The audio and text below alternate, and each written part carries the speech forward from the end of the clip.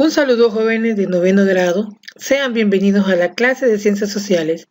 Mi nombre es Francia Judith Méndez Reyes, estudiante en práctica 1 de la carrera de Ciencias Sociales de la Universidad Pedagógica Nacional Francisco Morazán. El día de hoy hablaremos sobre el tema Economía y Sociedad Medieval. El objetivo de la clase es que los alumnos relacionen las diferentes formas de periodizar la historia mundial, identificando los aportes de las civilizaciones en el desarrollo de la humanidad. Antes de empezar con la clase, vamos a abordar los saberes previos con algunas preguntas. Si ustedes no saben las respuestas, no se preocupen, ¿verdad? Porque a medida que vayamos desarrollando la clase, ustedes podrán responderlas. ¿Cómo se caracterizó la economía en la época medieval? ¿Qué significa medieval? ¿Ha escuchado sobre las sociedades medievales? Características de la agricultura en la época medieval. Características de la ganadería en la época medieval. Características de las artesanías y la comercialización en la época medieval. Economía y sociedad medieval. Como pueden observar, hay dos imágenes muy claras. Una es de una ciudad en la Edad Media y la otra es cómo estaban organizados los estamentos. Como pueden observar en la pirámide, estaban primero lo que son el rey, estaba la nobleza, el clero y el campesinado por último. El estamento era cada uno de los grupos sociales cerrados a que se pertenecía por nacimiento y para toda la vida, y determinaba la función y los derechos de cada individuo. Se establecían tres funciones: la defensa, la oración y el trabajo. En cuanto a los derechos, podemos diferenciar privilegiados, que eran los que no pagaban impuestos, tenían acceso a cargos y poseían grandes riquezas y tierras. Los no privilegiados pagaban impuestos, no tenían acceso a cargos públicos y estaban sometidos a los privilegiados. Estos derechos eran establecidos de acuerdo al estamento. Así el primero y el segundo se consideran privilegiados, es decir, con derechos que no tiene el tercer estamento. La agricultura. La tierra fue también la base del sistema económico medieval. En la época medieval, el sistema económico se basó en la agricultura, bajo la nueva forma feudal. Las clases altas, la realeza, la nobleza y el clero, eran los propietarios de las tierras que los campesinos, que eran los que componían la mayor parte de la población, cultivaban. Estos entregaban las cosechas para el abastecimiento de la casa de su señor y su propio abastecimiento, por lo que la tierra era el elemento de unión entre la nobleza y el pueblo llano. Tenemos también lo que era la ganadería, que era uno de los pilares de la economía en la época medieval.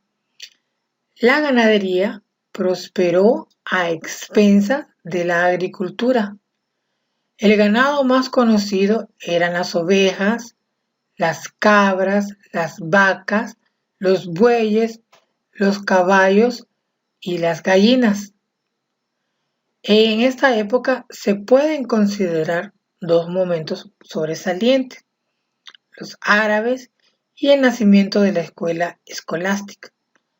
La influencia de los árabes en la ganadería se manifiesta con la creación de la raza equina árabe y el ganado ovino llamado merino.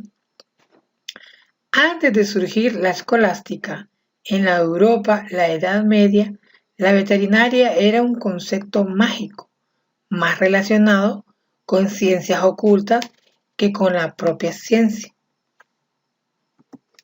Las artesanías se decía que eran estructuras muy jerarquizadas. Pueden observar ustedes en las imágenes, una de ellas dice que los artesanos eran respetados, pues eran los que hacían armas, tinajas, vestidos y cosas muy valiosas y codiciadas.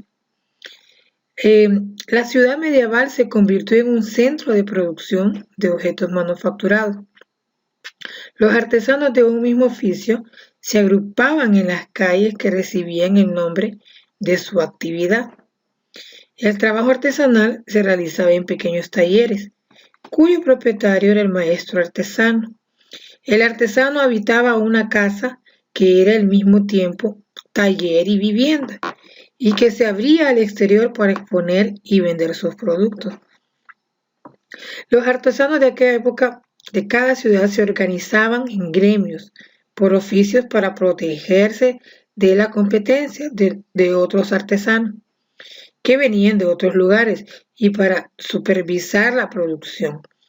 Entre sus objetivos estaban conseguir un equilibrio entre la demanda de obras y el número de talleres activos, garantizar el trabajo a sus asociados, mejorar su bienestar económico y los sistemas y técnicas de aprendizaje del oficio.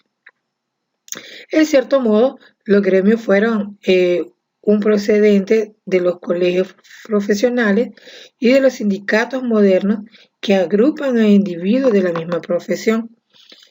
Dentro del gremio existía una organización jerárquica. Estaba primero el maestro, en segundo lugar estaba el oficial y por último el aprendiz. El gremio se ocupaba de mantener el cumplimiento de una serie de normas.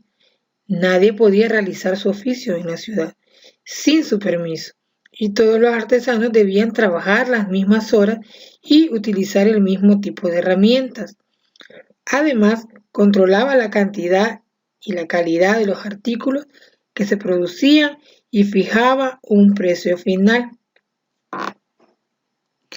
La comercialización, ¿cuál era su objetivo? Bueno, el objetivo o el propósito de estos mercados eran de proveer de alimentos básicos a habitantes de las urbes, causa o consecuencia, pues tal vez eran las dos a la vez.